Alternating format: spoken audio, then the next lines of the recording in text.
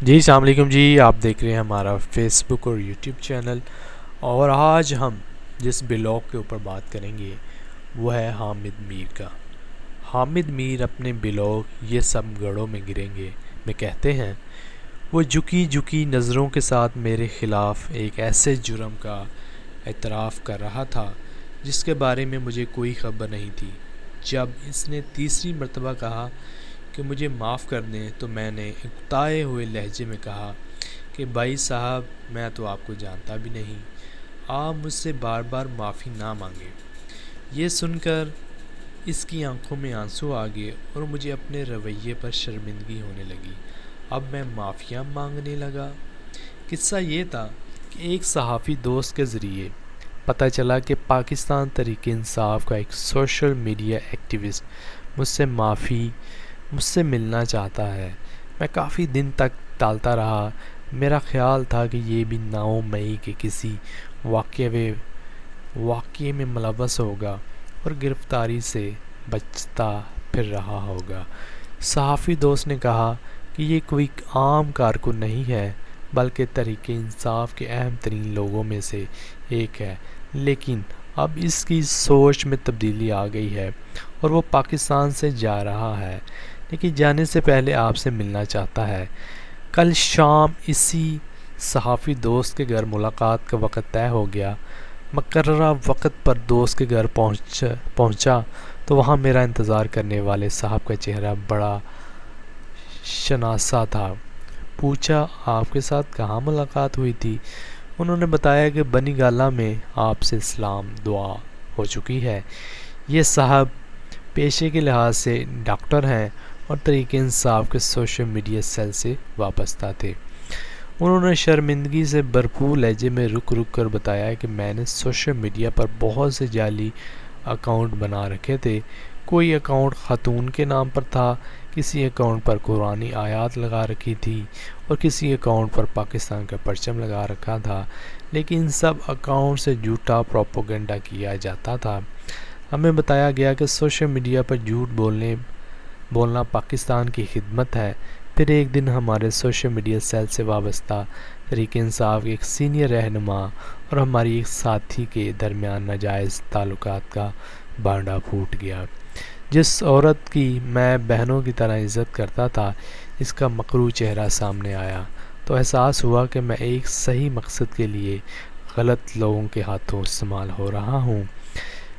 بہت سوچ بچار کے بعد میں نے اس نتیجے پر پہنچا کہ مجھے نہ صرف تحریک انصاف بلکہ پاکستان ہی چھوڑ دینا چاہیے۔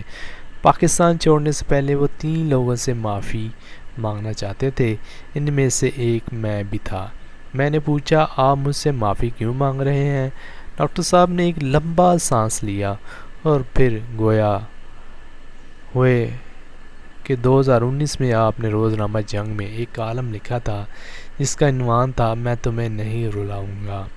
اس کالم میں آپ نے لکھا تھا کہ بہت جلد سیاست کا ہیرو ولن اور ولن ہیرو بن جائے گا، اور وہ بہت روئیں گے جو کہتے تھے کہ میں تمہیں بہت رلاؤں گا۔ اس کالم کے بعد آپ کے خلاف ایک پوری مہم بنائی گئی۔ تحریک انصاف کے سوشل میڈیا سیل کو حکم دیا گیا کہ حامد میر کو اتنی گالیاں دو کہ یہ خان صاحب سے معافی مانگنے پر مجبور ہو جائے۔ اس کے بعد ڈاکٹر صاحب بتا رہے تھے کہ وہ روزانہ کسی نہ کسی یوٹیوبر سے میرے خلاف ویلاگ کراتے، فیس بک ٹویٹر پر نئے الزامات لگواتے، ٹرینڈ چلواتے، لیکن آپ اپنی دھن میں مگن رہتے، لہٰذا ہم غصے میں آ کر آپ پر مزید گھٹیا الزامات لگاتے۔ پھر انہوں نے اپنا لیپ ٹاپ کھولا اور مجھے وہ سب دکھایا جو سوشل میڈیا پر میرے خلاف پھیلاتے رہے۔ میرے سمیت 30 صحافی اور اینکران کے نشانے پر تھے، ان میں سے کچھ خواتین صحافی بھی شامل تھیں۔ میں نے پوچھا کہ آپ کو ان سب سے معافی نہیں مانگنی چاہیے؟ ڈاکٹر صاحب نے کہا کہ ان سب سے باری باری ملنا مشکل ہے، لیکن آپ سے معافی اس لیے مانگ رہا ہوں کہ آپ ہم سے اتنی نفرت نہیں کرتے جتنی نفرت ہم نے آپ سے کی۔ کافی دیر گفتگو کے بعد ڈاکٹر صاحب نے کہا کہ 2 دن بعد میں یہ ملک چھوڑ کر چلا جاؤں گا، لیکن جاتے جاتے یہ پوچھنا چاہتا ہوں کہ آپ کو 2019 میں یہ کیسے پتہ چل گیا تھا کہ ہمارا انجام بہت دردناک ہوگا اور دوسروں کو رلاتے رلاتے ہم خود رونے لگ جائیں گے؟ یہ سوال سن کر میں نے ڈاکٹر صاحب سے پوچھا، جس کالم کا آپ ذکر کر رہے ہیں یہ کس تاریخ کو شائع ہوا؟ ڈاکٹر صاحب نے یہ لیپ ٹاپ سے چیک کیا اور بتایا کہ آپ کا کالم 21 نومبر 2019 کو شائع ہوا تھا۔ میں نے عرض کیا کہ یاد کریں، فروری 2019 میں جسٹس قاضی فائز عیسیٰ نے فیض آباد دھرنا کیس کا فیصلہ لکھا تھا۔ یہ فیصلہ تحریک انصاف کے خلاف نہیں تھا، بلکہ خفیہ اداروں کی سیاست میں مداخلت، میڈیا پر غیر اعلانیہ سنسرشپ، پیمبرا اور الیکشن کمیشن آف پاکستان کے نااہلی کے خلاف تھا۔ اس فیصلے کے بعد جنرل قمر جاوید باجوہ نے قاضی فائز عیسیٰ کو سبق سکھانے کا فیصلہ کیا تھا اور کچھ صحافیوں کو ان کے خلاف استعمال کرنے کی کوشش کی۔ میں نے باجوہ سے اختلاف کیا، قاضی فائز عیسیٰ کے خلاف سازش کو بے نقاب کرنے کے لیے کالم لکھ دیا۔ کالم شائع ہوا تو وقت کے وزیر اعظم عمران خان نے مجھے بلایا اور کہا کہ وہ قاضی فائز عیسیٰ کے خلاف کسی سازش کا حصہ نہیں بنیں گے۔ افسوس کہ اس یقین دہانی کے چند دن بعد قاضی فائز عیسیٰ کے خلاف ریفرنس فائل کر دیا گیا اور مجھ پر واضح ہو گیا کہ تحریک انصاف تباہی سے دوچار ہونے والی ہے، کیونکہ جس جماعت انصاف کے دائرے کا فیصلہ تسلیم کرنے کی بجائے فیصلہ لکھنے والوں کو تباہ کرنے کی سازش کی، اس کا اپنا مقدر تباہی تھی۔ یہ تباہی مجھے دیوار پر لکھی نظر آ رہی تھی، لہٰذا میں نے کالم لکھ کر وارننگ دی، لیکن میری وارننگ پر مجھے گالیاں دی گئی۔ میرا جواب سن کر ڈاکٹر صاحب اٹھ کر کھڑے ہوئے،